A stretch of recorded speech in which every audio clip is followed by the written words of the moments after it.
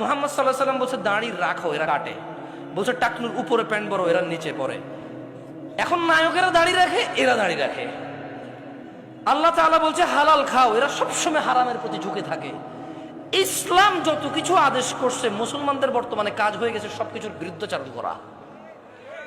ওয়াল্লাহি যদি শুকর খাওয়া হালাল হতো, কেউ শুকর খেত না, গরু খেত সবাই। যদি মদ খাওয়া হালাল হতো, এই মুসলমানরা মদের প্রতি এত আকৃষ্ট থাকতো না, সবাই পানের প্রতি থাকতো আকৃষ্ট।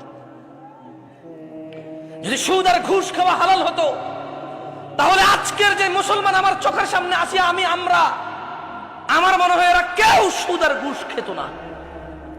ওয়াল্লাহি যদি নামাজ পড়লে পাপ হতো, তো ফজরে তুমি মসজিদে জায়গা দিতে পারতা না। গান শুনলে পাপ হয়, কনসার্টে জায়গা হয় না। গান শুনলে পাপ হয়, কনসার্টে জায়গা হয় না।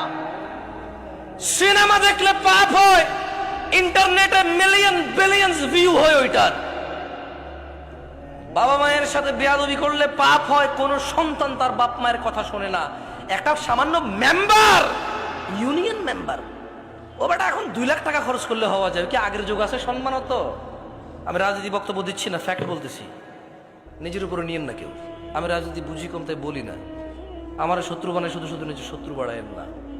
আমি নিরীহ মানুষ, মনে আপনার কষ্ট যাবে শুধু, বাস।